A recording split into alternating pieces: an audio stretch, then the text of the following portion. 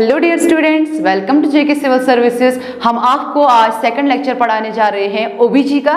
उससे पहले जो आप ये लेक्चर देख रहे हो उसके कमेंट सेक्शन में आपको लिंक मिलेगी बेटा। उस लिंक के जरिए आप जुड़ सकते हो इस ऐप में, क्योंकि आज ऑफर चल रहा है मिनिमम प्राइस पे बेटा। उसके साथ साथ टेस्ट सीरीज भी मिलने वाली है आपको, और हम आपको फ्री ऑफ कॉस्ट में बुक भी प्रोवाइड करेंगे। ठीक है बेटा, जितना जल्दी हो सके जल्दी जुड़ जाइए। अब हम आएंगे अपने टॉपिक की ओर, दैट्स एंटीपॉटम हेमरेज।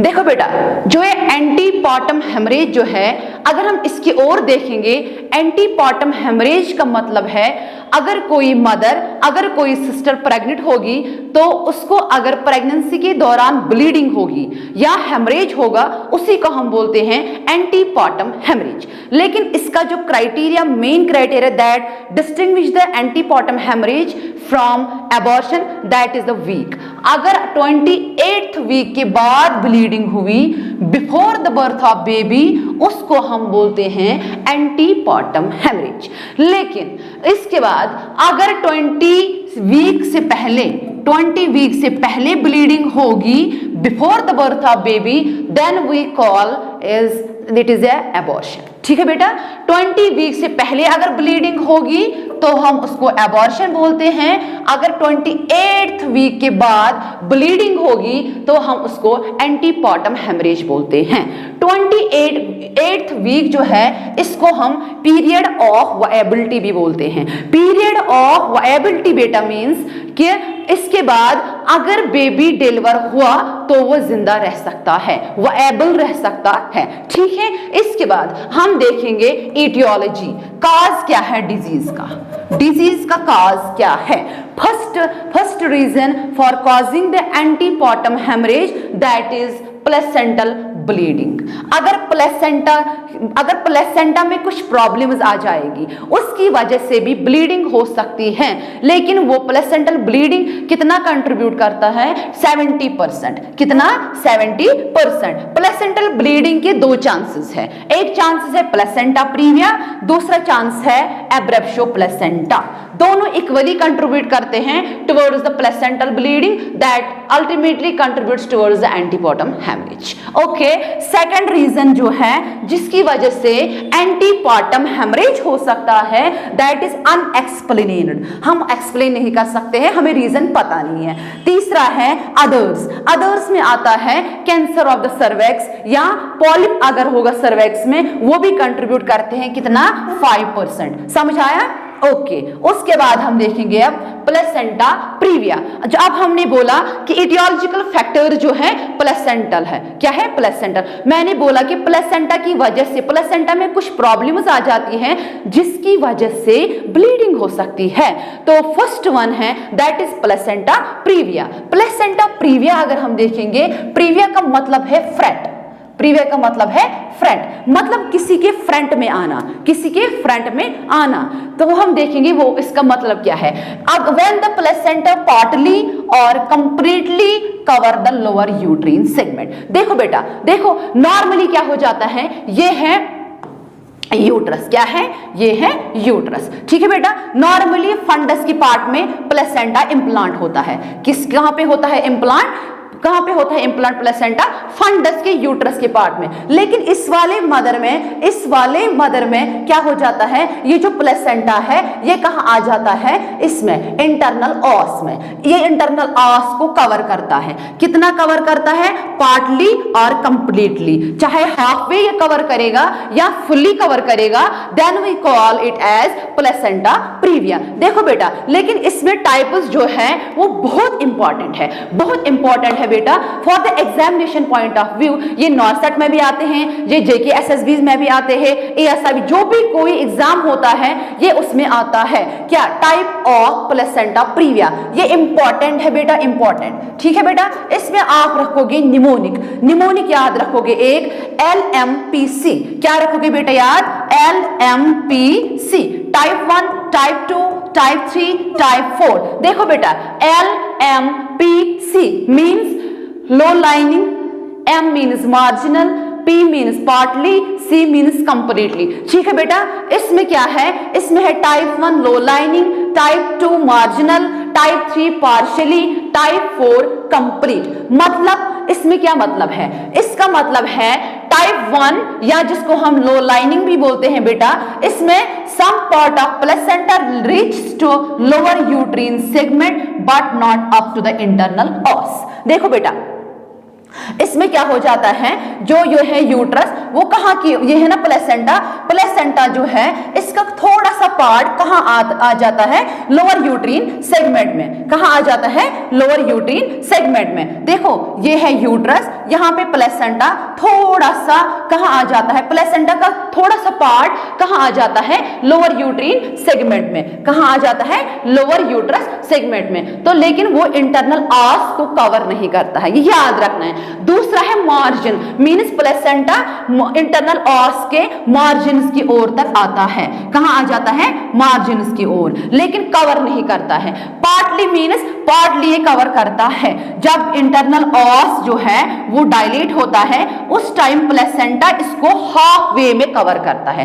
क्या करता है? कवर। प्लेसेंटा इंटरनल ऑस को हाफ वे में कवर करता है। लेकिन जो कंप्लीट वाला है उसका मतलब है, कंप्लीट का मतलब है फुल्ली कवर द ऑस। जो प्लेसेंटा है वो इतना बाहर नीचे की ओर आता है, प्लेसेंटा का पार्ट इतना नीचे आ जाता है, वो फुल्ली कवर करता है लोअर यूट्रीन सेगमेंट को। जब लोअर यूट्रीन सेगमेंट डायलेट हो जाता है तो उस टाइम वो उसको फुल्ली कवर करता है। समझ आया बेटा? ये इंपॉर्टेंट है। टाइप 1 को लो लाइनिंग भी बोलते हैं, टाइप 2 को मार्जिनल बोलते हैं बेटा, टाइप 3 को पार्टली, टाइप 4 कंप्लीटली। आई बात समझ में? लेकिन आपको याद रखना है जो ये सेकंड और fourth, second and fourth, that these two are the common placenta previa. ये जो सेकंड एंड फोर्थ है इनको बोलते हैं कॉमन प्रॉब्लम्स ऑफ प्लेसेंटा। ठीक है, जो ये है सेकंड वाला है,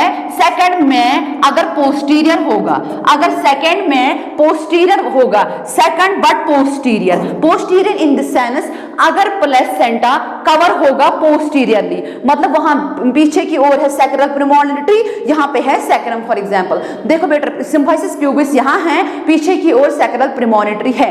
अगर प्लेसेंटा आ गया नीचे नीचे नीचे नीचे, अगर वो पीछे की ओर आएगा कहां? सैक्रल प्रीमोनिटरी पे।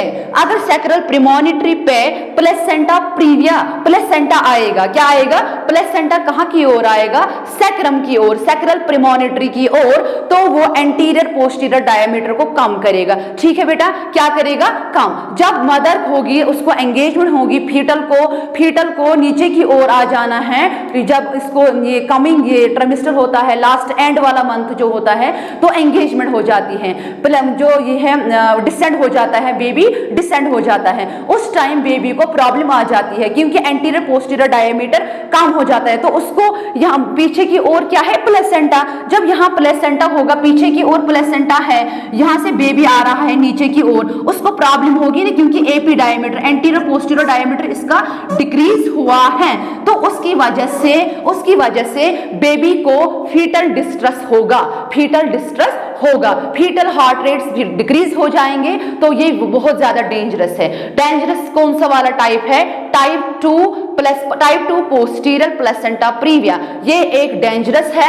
क्यों है डेंजरस? ये इंपॉर्टेंट पॉइंट ऑफ व्यू है, एग्जामिनेशन पॉइंट ऑफ व्यू के लिए है, नॉर्सेट के लिए है, एएसआईसी के लिए, जेके एसएसबी के लिए ये इंपॉर्टेंट है। क्योंकि हम आपको इस टाइम क्लास के लिए नहीं पढ़ा रहे हैं, एग्जामिनेशन फॉर एग्जाम्पल ये कश्मीर यूनिवर्सिटी एग्जाम के लिए नहीं पढ़ा रहे हैं, हम आपको ये एसएसबी के लिए पढ़ा रहे हैं। इसलिए आपको मेन पॉइंट्स याद रखने हैं। मेन पॉइंट ये है, टाइप 4 है LMPC।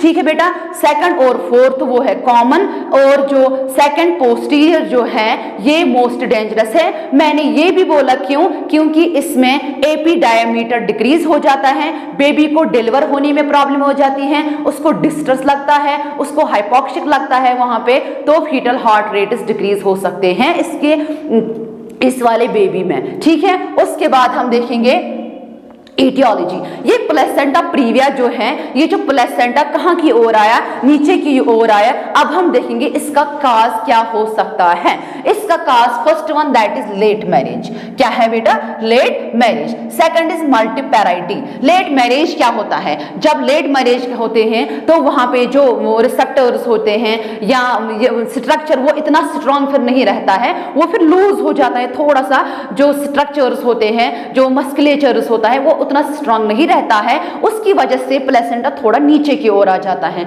मल्टीपैरिटी भी मतलब जिसको बेबी होंगे ग्रेटर देन 5, जिसको बेबी होंगे कितने? Greater than 5। स्मोकिंग की वजह से भी वैसो कंस्ट्रक्शन हो जाती है, उसकी वजह से भी प्लेसेंटा जो है वो थोड़ा सा कहां आता है? लोअर यूट्रीन सेगमेंट में, वरना उसको कहां रहना पड़ता है?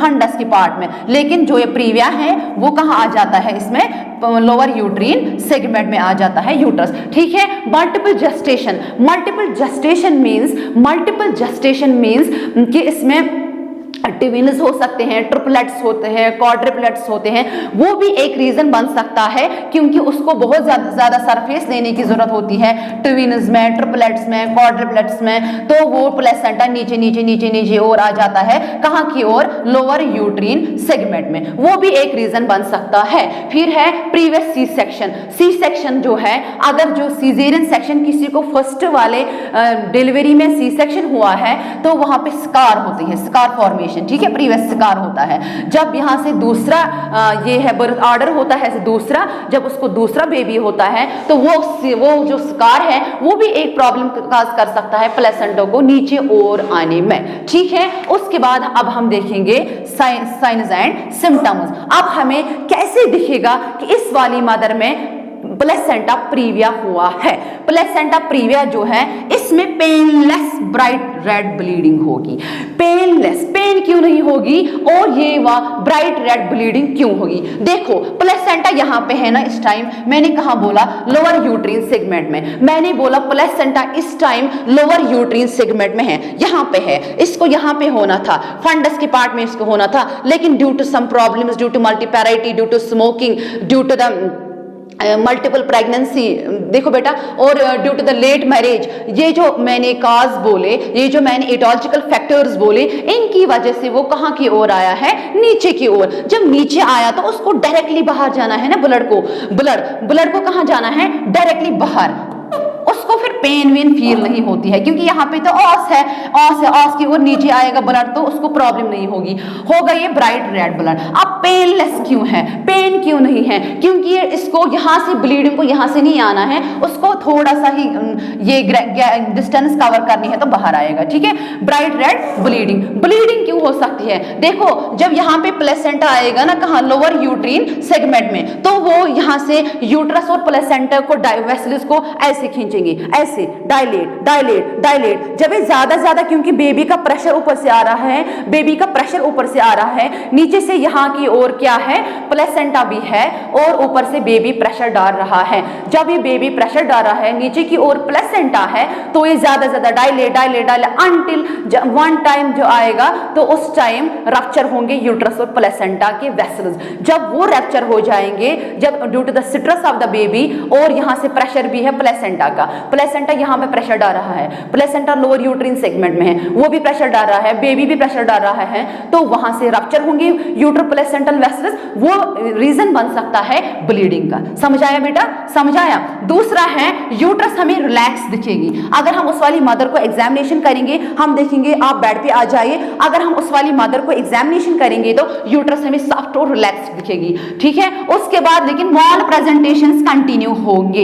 मॉल प्रेजेंटेशंस कभी कभार ये किफैलिक हमें नजर आएगा, कभी कभार हमें ब्रीच प्रेजेंटेशन आएगी। दैट मीन्स कभी कभार हमें हेड नीचे आएगा, कभी कभार हमें शोल्डर नीचे आएंगे, कभी कभार हमें फुटलिंग आएगा, फॉर एग्जाम्पल फुट नीचे की ओर आएगा।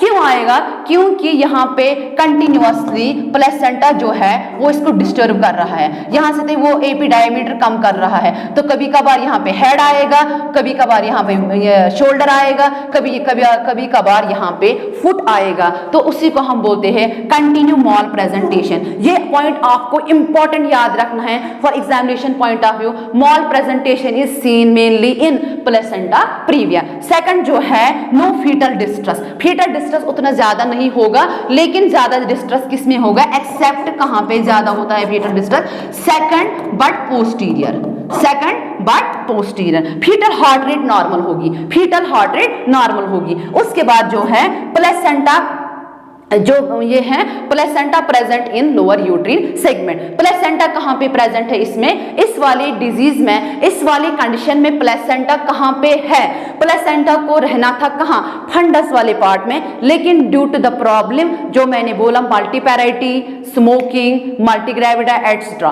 तो उसकी वजह से जो प्लेसेंटा कहां की ओर आया, लोअर यूट्रीन सेगमेंट में। ये आपको इंपॉर्टेंट याद रखना है, प्लेसेंटा कहां है, लोअर यूट्रीन सेगमेंट में।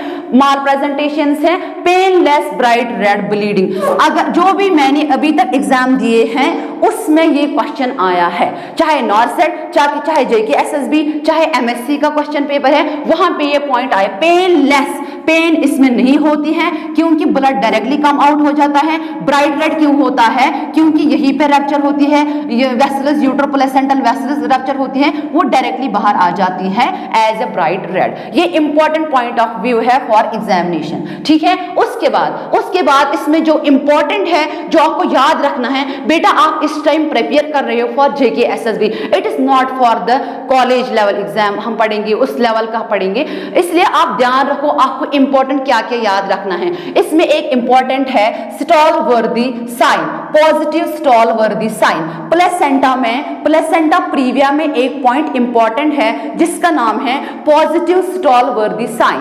Positive Stallworthy sign means जब हम फीटल, जब मदर कोई होगी बेड पे, उस बेड पे अगर हम चेक करेंगे मदर का जो ये बेबी है, अगर उस बेबी के फीटस को, हेड को अगर हम कंप्रेस करेंगे, क्या करेंगे, कंप्रेस। अगर मदर बेड पे हैं, अगर हम उसको एब्डोमिनल एग्जामिनेशन करेंगे तो अगर उसके फीटस को, अगर हेड को अगर हम कंप्रेस करेंगे, अगर उस कंप्रेशन की वजह से फीटल हार्ट रेट डिक्रीज होगी, अगर उस कंप्रेशन की वजह से, अगर उस कंप्रेशन की वजह से फीटल हार्ट रेट डिक्रीज होगी, then we call as it is the positive Stallworthy sign.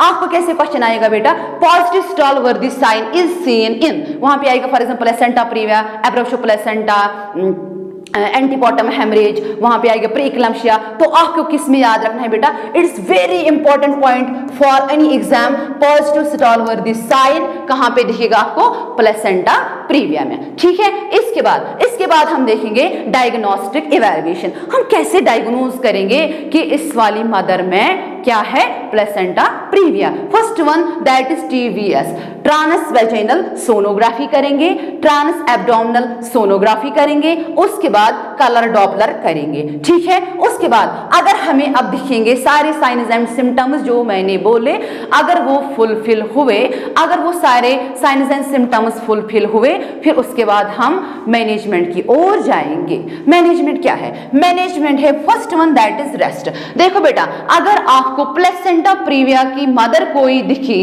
तो उसको पहले डॉक्टर रिकमेंड करता है रेस्ट। रेस्ट क्यों बोलते हैं बेटा, ऑफ कॉमन सेंस लगाओ, जब भी आप कोई भी टॉपिक पढ़ोगे, if you are how and why is clear then your job is done, ठीक है बेटा। इसलिए जो भी आप पढ़ोगे डीपली पढ़ो। देखो बेटा, रेस्ट हम डॉक्टर क्यों रिकमेंड करता है, रेस्ट करो। रेस्ट इसलिए बोलते हैं क्योंकि वहां पे एक फिनोमिना होता है रेस्ट से। अगर हम बोलेंगे मदर को फर्स्ट ट्रिमेस्टर होगा, सेकंड ट्रिमेस्टर होगा, अगर उसको UAG पे आया, इसको प्लेसेंटा प्रीविया है, उसको प्लेसेंटा कहां आया है, नीचे की ओर आया है। मैंने बहुत सारे केसेस देखे हैं, मैंने बहुत सारे सिस्टर्स, कजिन्स को ये प्रॉब्लम देखी है, तो उसको डॉक्टर रिकमेंड करता है रेस्ट करो। रेस्ट क्यों करेंगे, उससे क्या हो जाता है, उसमें एक फिनोमिना हो जाती है, उसको बोलते हैं ट्रोफोट्रोपिज्म। क्या बोलते हैं, ट्रोफोट्रोपिज्म। ट्रोफोट्रोपिज्म मीन्स जब सेकंड और थर्ड ट्रिमेस्टर होता है मदर में, तो फंडल पार्ट ऑफ द यूट्रस उसमें मोर वेस्कुलराइज होती है। इसमें जो यूट्रस का जो पार्ट है, फंडल पार्ट, जब सेकंड और थर्ड मंथ हो जाता है, तो third trimester, second and third trimester, जो अगर सेकंड और थर्ड ट्रिमेस्टर जब होती है मदर, उसमें फंडल वाले पार्ट में जो वेसल्स होती हैं वो बहुत ज्यादा हाईली वेस्कुलराइज्ड हो जाती है। जब ये हाईली वेस्कुलराइज्ड हो जाती है, जब मदर रेस्ट करती है, तो ये प्लेसेंटा माइग्रेट हो जाती है। उस रेस्ट से क्या करती है, उस रेस्ट की वजह से रेस्ट की वजह से वो क्या हो जाता है, माइग्रेट होती है towards the फंडल area and decrease the chance of placenta previa. समझ आया बेटा?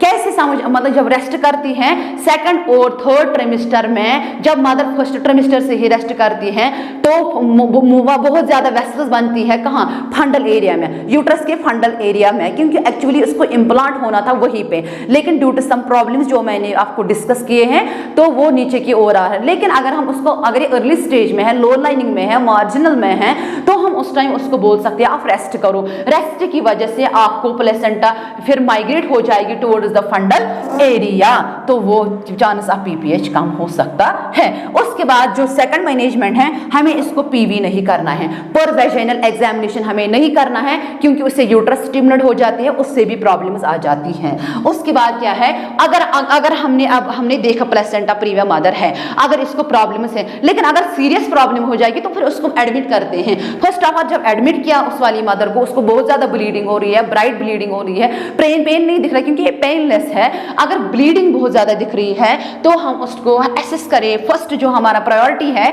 अगर एज ए नर्स हम वहां पे रहेंगे तो हम एसेस करेंगे मदर और बेबी की कंडीशन।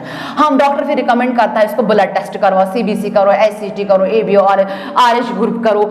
इसको मत ब्लड ट्रांसफ्यूजन की जरूरत पड़ेगी। अगर इसको ब्लड ज्यादा लॉस हुआ है तो फिर हम ये सारे टेस्ट करवाते हैं ना, सीबीसी करो, एससीटी करो, एबीओ ब्लड ग्रुपिंग करो। उसके बाद हम देखेंगे, उसको हम रिकमेंड करते हैं, डॉक्टर रिकमेंड करता है यूएसजी करो, सीटीजी करो। यूएसजी मदर की वेलबींग को चेक करता है, सीटीजी फीटस को चेक करता है कि फीटस अच्छे से अंदर से कोप अप कर पा रहा है कि यहाँ कंप्रोमाइज हो रहा है, या उसको फीटल डिस्ट्रेस हो रहा है, या उसको ऑक्सीजन की कमी हो रही है। ठीक है, उसके बाद अगर हमें एक्सपेक्टेड मैनेजमेंट है कि इसको अभी मदर आई हॉस्पिटल में, उसको एडमिट किया, अगर उसको एक्टिव ब्लीड नहीं लग रहा है, वो एक्टिव ब्लीड नहीं है उसको, या हम बोल सकते हैं यहाँ पे अगर वो 27 वीक पे है, किस पे है, 37 वीक पे है, सॉरी, तो सीटीजी रिएक्टिव भी है, मतलब मदर नॉर्मल है, ना ब्लीडिंग है, 37 वीक पे है, और जो बेबी है वो भी ठीक ठाक अच्छे से अंदर वॉर्म में जी रहा है।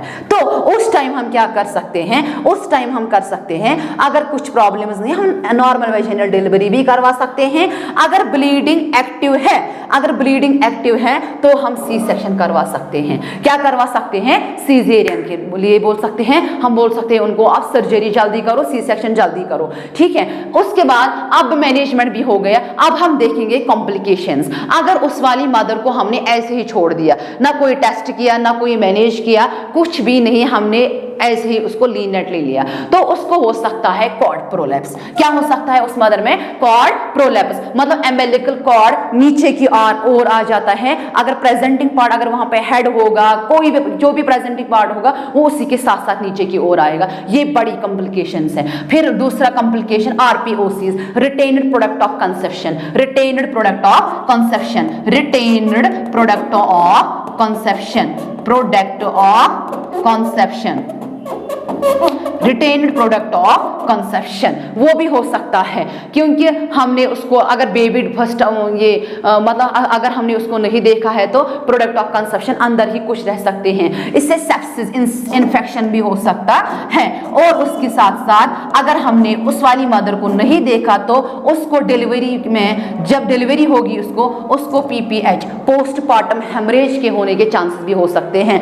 Eight the time of delivery उसको बहुत ज्यादा ब्लीडिंग होने के चांसेस हो सकते हैं। समझ आया? हो गया ये प्लेसेंटा प्रीविया। अब है दूसरी वाली डिजीज जो भी कंट्रीब्यूट करती है किसकी ओर, प्लेसेंटल ब्लीड की ओर, दैट इज एब्रेप्शो प्लेसेंटा। एब्रेप्शो प्लेसेंटा क्या होता है, अगर हम एब्रेप्शन की मीनिंग देखेंगे, that is separation. Abruption means separation. देखो एब्रेप्शो प्लेसेंटा जो है, it is also the main cause for causing the antepartum hemorrhage। देखो बेटा, एब्रेप्शो प्लेसेंटा का मतलब है अगर ब्लीडिंग होगी due to premature separation of placenta, placenta detach हो रहा है, कहां से, प्लेसेंटा यूट्रस से डिटैच हो रहा है, प्लेसेंटा यूट्रस से डिटैच हो रहा है। अगर अर्ली सेपरेट, उसको सेपरेट होना है eight the time of delivery. अगर डिलीवरी से पहले, मैंने क्या बोला, डिलीवरी से पहले, आई मीन टू से after 28th weeks of pregnancy, before the delivery of the baby, अगर प्लेसेंटा सेपरेट हुआ, अगर प्लेसेंटा डिटैच हुआ, कहां से, यूट्रस से, अगर उससे ब्लीडिंग होगी, उसको हम बोलते हैं एब्रेप्शो प्लेसेंटा। समझ आया? उसको हम बोलते हैं एब्रेप्शो प्लेसेंटा। ये जो एब्रेप्शो प्लेसेंटा है, इसमें भी 3 टाइप्स है, इसमें भी 3 टाइप्स है। First one that is revealed, किसी को बोलते हैं ना, मुझे दूर से ही दिख रहा है, रिवील मतलब टू शो, रिवील मतलब टू शो, मतलब हमें दूर से ही लग रहा है मदर के मदर से क्या है, blood comes out of the cervix, mother के सर्वैक्स से ब्लीड हो रही है, ठीक है। कंसील्ड मतलब हिडन, कंसील्ड मतलब हिडन, ब्लड हमें नहीं दिख रहा है, अंदर से प्लेसेंटा सेपरेट हुआ है, अंदर से प्लेसेंटा सेपरेट हुआ है। देखो इसमें इंपॉर्टेंट बात क्या है, प्लेसेंटा सेपरेट हुआ है, ठीक है, प्लेसेंटा यहां से सेपरेट हुआ है, फंडल पार्ट से सेपरेट हुआ है, यहां से ब्लीडिंग नहीं दिख रहा है, ब्लीडिंग नहीं दिख रहा है, तो ब्लड जो है, ब्लड को एक्यूमुलेट, ब्लड कहां से जमा होगा, प्लेसेंटा या डेसिडुआ के बीच में ब्लड क्या होगा, ये होगा कलेक्ट होगा, लेकिन हमें एक्सटर्नली वो विजिबल नहीं होगा। उस टाइम ये भी इंपॉर्टेंट है, ये भी इंपॉर्टेंट है, उस टाइम क्या हो सकता है, जब ब्लड कहां होगा, एक्यूमुलेट होगा between the placenta and the decidua.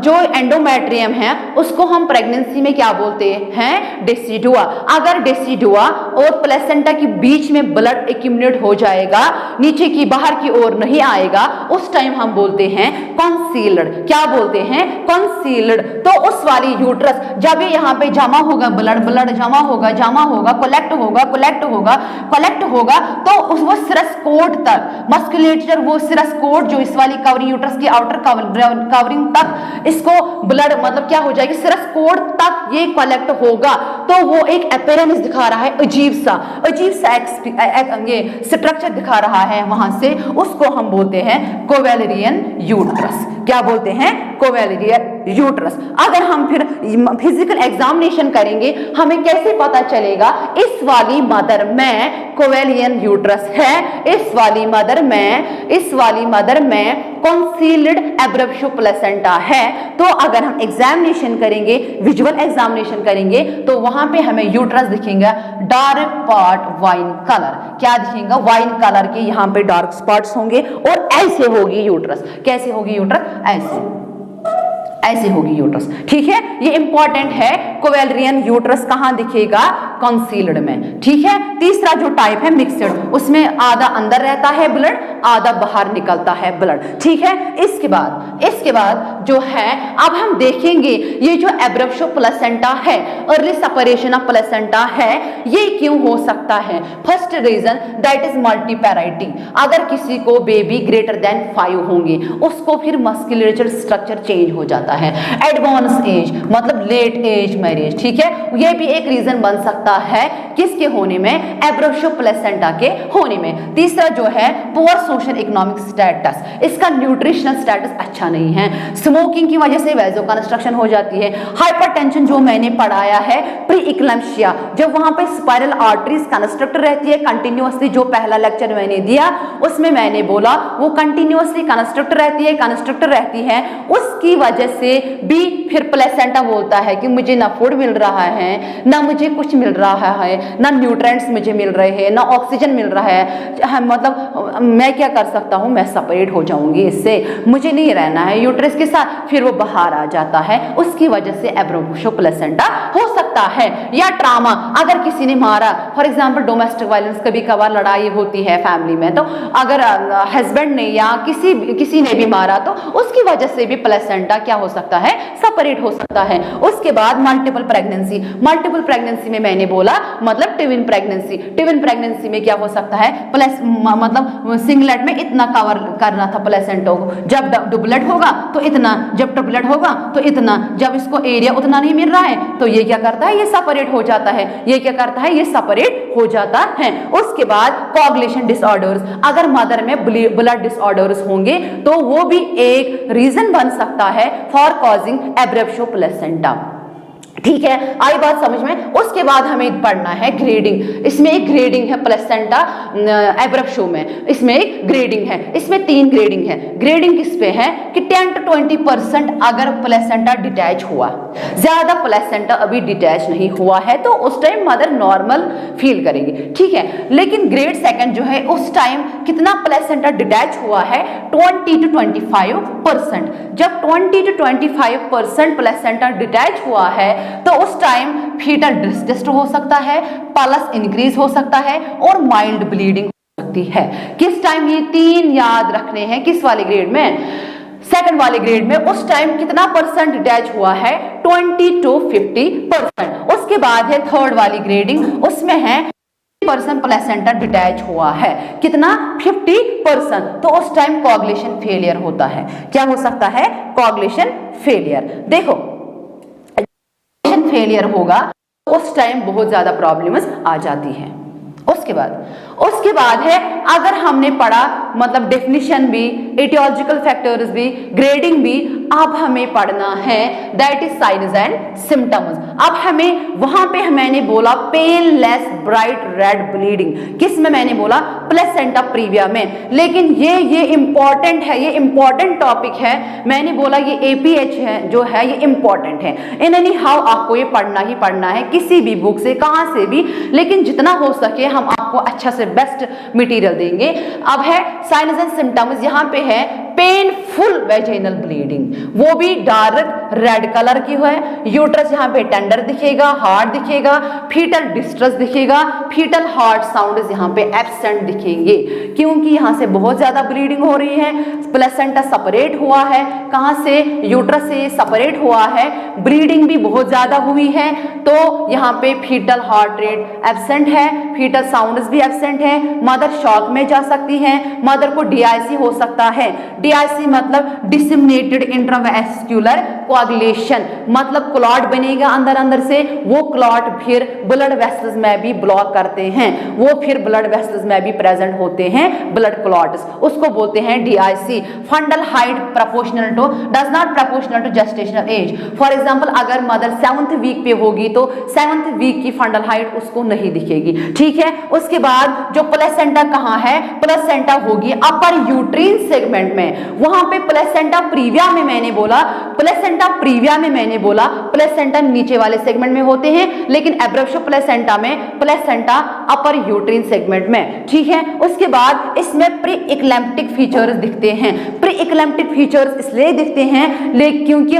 Pre इक्लैम्प्सिया भी एक काज बन सकता है, किसके होने में, एब्रेप्शो प्लेसेंटा के होने में। यहाँ पे भी हो सकता है, यहाँ पे भी बीपी रेज हो सकता है क्योंकि उसकी वजह से भी एब्रेप्शो प्लेसेंटा होता है। मैंने क्या बोला, प्लेसेंटा प्रीविया में वहां पे painless vaginal bright red bleeding है, लेकिन यहाँ पे है painful vaginal bleeding dark red colour. और वहां पे मैंने यूट्रस बोला सॉफ्ट है, यहाँ पे टेंडर है, वहां पे फीटल डिस्ट्रेस नहीं है, यहाँ पे फीटल डिस्ट्रेस है, वहां पे शॉक नहीं है, यहाँ पे शॉक है, वहां पे डीआईसी नहीं है, यहाँ पे डीआईसी है, वहां पे fundal height equal to the gestation है, यहाँ पे नहीं है, वहां पे प्लेसेंटा लोअर में है, यहाँ पे प्लेसेंटा अपर में है। प्री इक्लैम्प्टिक फीचर्स यहाँ पे प्रेजेंट होंगे, वहां पे प्री इक्लैम्प्टिक फीचर्स प्रेजेंट नहीं होंगे। उसके बाद हम देखेंगे diagnostic evaluation. First of all हमें साइन्स एंड सिम्टम्स को एसेस करने हैं कि आपको ब्राइट रेड ब्लीडिंग आ रहा है, आपको डार्क रेड ब्लीडिंग आ रहा है, आपको बहुत ज्यादा पेन हो रही है, आपको शॉक मत लग रहा, आपको शॉक स्टेट में मत हो, आपको चेक करना है,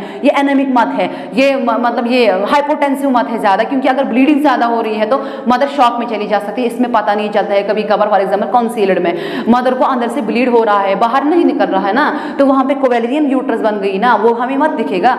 तो उसकी वजह से भी तो मदर शॉक में चली जाएगी। हमें इसको एसेस करने हैं, फीटल की वेलबींग को भी, मदर की वेलबींग को भी एसेस करने हैं, यूएचजी करनी है, एमआरआई करनी है। उसके बाद हम देखेंगे मैनेजमेंट। क्या देखेंगे बेटा? मैनेजमेंट। मैनेजमेंट में यही करेंगे, फीटल ये करेंगे, एक्सेस करेंगे, ब्लड टेस्ट करेंगे, सीबीसी करेंगे, एससीटी, एबीओ, आरएच एबीएच कंपैटिबिलिटी देखेंगे। उसके बाद अगर ये रिवील्ड है, अगर हमें दिख रहा है कि मदर को अच्छे से विजिबल है ब्लीडिंग, मदर को विजिबल है ब्लीडिंग, उस टाइम हम पेशेंट को करेंगे, अगर वो लेबर में है तो उस टाइम हम क्या करेंगे? Artificial rupture of membranes, artificial rupture of membranes और ऑक्सीटोसिन ड्रिप लगाएंगे तो करवाएंगे नॉर्मल वेजाइनल डिलीवरी। अगर पेशेंट लेबर में नहीं है तो हम इंड्यूस करेंगे यही से लेबर को, क्योंकि ये हाई रिस्क प्रेगनेंसी है, ठीक है। उसके बाद अगर कंसील्ड है, अगर अंदर से है, अगर हमने यूएचजी किया है, लेप्रोस्कोपी की है, अगर वहां से हमें दिखेगा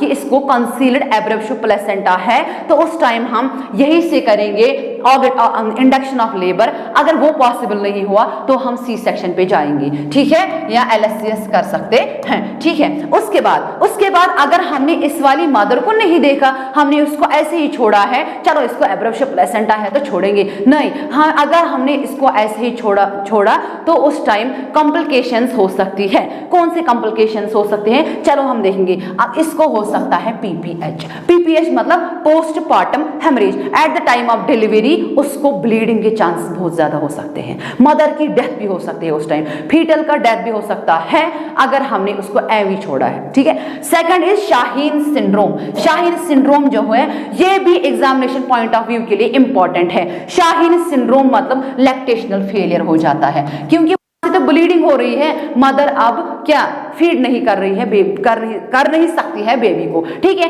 उसके बाद क्या हो सकता है लास्ट में? That is fetal death. क्या हो सकता है? Fetal death. समझ आया? Thank you so much.